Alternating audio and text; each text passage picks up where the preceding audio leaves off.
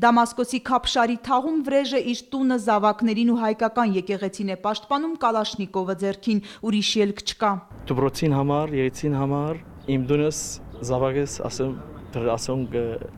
Բես պամնոտող չլարոս ասանք մեկ նստերինք։ Հրթիռների դեմ սակայն ոչինչ անել չի կարող։ Մի քանի ամիս առաջ հենց այստեղ ազգային ճեմարանի ավտոբուսը ռմբակոծվեց 4 ռումբ այն ժամին, երբ փոքրիկները պատրաստվում էին դասից տուն վերադառնալ։ 3 ռմբակոծման պատճառով նահատակվեցան 4 երեխաներ մեր դպրոցին, առաջին դասարանի վարորդը եւ նաեւ ունեցանք 9 վիրավորներ։ Սիրիայում արդեն անվտանգ անկյուն չի մնացել։ Սիրիահայ համայնքը եռամյա այս պատերազմում ավելի քան 80 զոհ է ունեցել։ Հալեպի 50 հազարանոց համայնքը կիսվել է։ Այնտեղ այսօր մոտ 25,000 հայեր են մնացել։ Քաղաքից հեռացել են բոլոր երկրների դիվանագետները, բացի Հալեպում Հայաստանի հյուպատոսից։ Կարեն Գրիգորյանն ասում է, պատերազմն ու դրա հետևանքները հայերի կյանքը դարձրել են անտանելի։ Աշխատանքի իմաստով բավականին դժվարություններ կան, որովհետև հիմնականում արհեստանոցները, գործարանները, աշխատատեղիները գտնվում են Արվարձաններում Հալեպի, որոնք այս պահին ընդդիմության հսկողության տակ են եւ այդ շրջաններ մուտք ու ելքի բավականին մեծ բարդություն կա։ Հալեպի հյուսիսային, հյուսիս-արևելյան շրջանները զինյալների հսկողության տակ են, բայց կենտրոնն էլ պարբերաբար հարձակման է ենթարկվում։ Այս պայմաններում էլ Հալեպի բոլոր հայկական կառույցները գործում են, ի պատիվ համայնքի ազգային հոգևոր գործիչների։ Այս տարիների ընթացքում ռմբակոծությունների տակ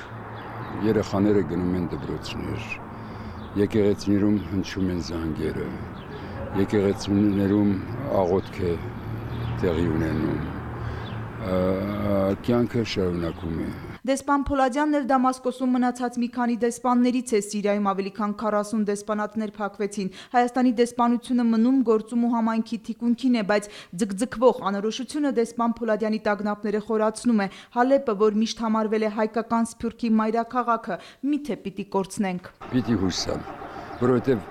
ողջ հայության համար, Հայաստանի Հանրապետության համար, Լեռնային Ղարաբաղի համար, ողջ սփյուռքի համար Հալեպը ունեցել է իր եզակի եւ կարևոր նշանակությունը եւ պիտի ունենա։ Այսինքն մենք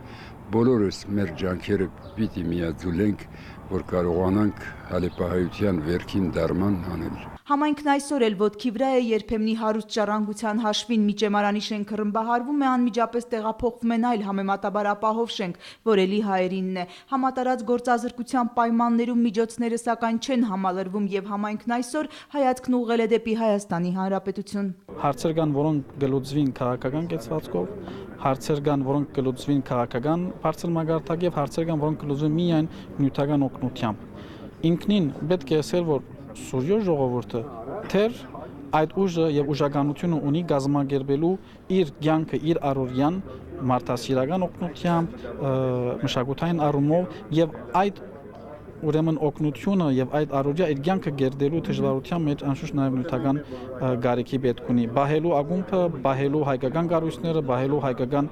ուրեմն գրթական օջախները։ Սիրիահայ համայնքի պահպանումը Սիրիայում ուղղակի անհրաժեշտություն է համարում հայագետ Հակոբ Չոլակյանը։ Սիրիայի սահմաններեն դուրս ելնելը այսօր մեր ինքնասպանությունն։ Այս դեպքում խոսքը քեսապցիների մասին է։ Հակոբ Չոլակյանը տագնապում է կկորցնենք քեսաբը որպես մի ուրույն մշակութային հայաբույր անկյուն, եթե քեսապցիները հեռանան, չսպասելով խաղաղության հաստատմանը։ Ժողովուրդը գործընծնել է այդ քեսաբի ազատությունը իմաստ չունի։ Քեսապցիների հիմնական մասը որևէ երկիր տեղափոխվելու ցանկություն չունի, Լաթաքիայում սպասում են, միայն թե սիրիահայերի խաղաղության սպասումը հենց պատերազմի օջախում գնալով ավելի ու ավելի վտանգավոր է դառնում։ Սիրիայում երկարատև պատերազմն ու անկայունությունը հաղթահարելու նշաններ առայժմ չեն երևում։ Այն զարգացումները, որ հաջորդեցին արաբական գարուն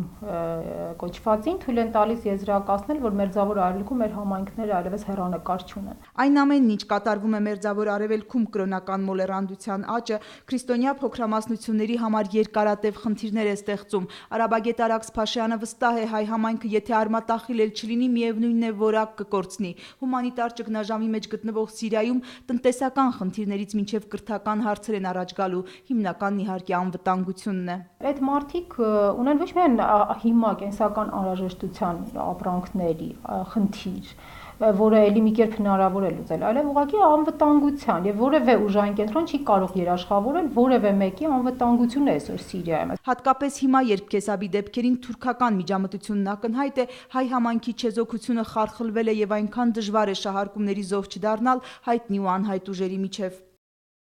Դուն ունեինք, խանութ ունեինք, իմ ամեն բան եկած ենք ոստեղը,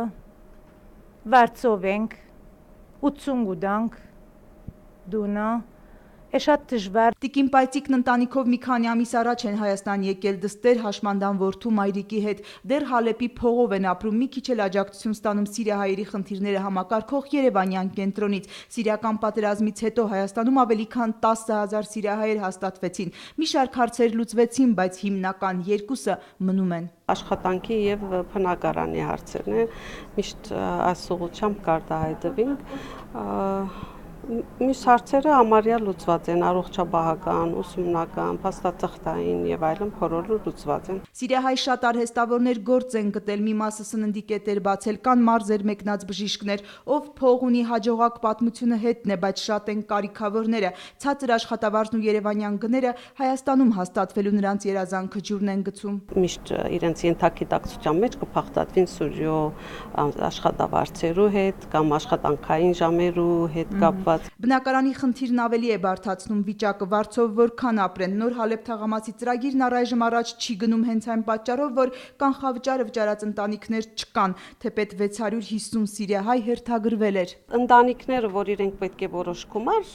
տան, ոչ մեկը ոչ մեկ կոպեկ չէ դված մինչև այսօր։ Եվ ստացվում է այնպես, որ սիրիահայերի մի մասը ետ է վերադառնում դեպի հրթիռակոծվող ծննդավայր, իհարկե հայրենիք վերադառնալու հույսը մտքում։ Շատ մեծ տոնախմբություն պիտի լիներ,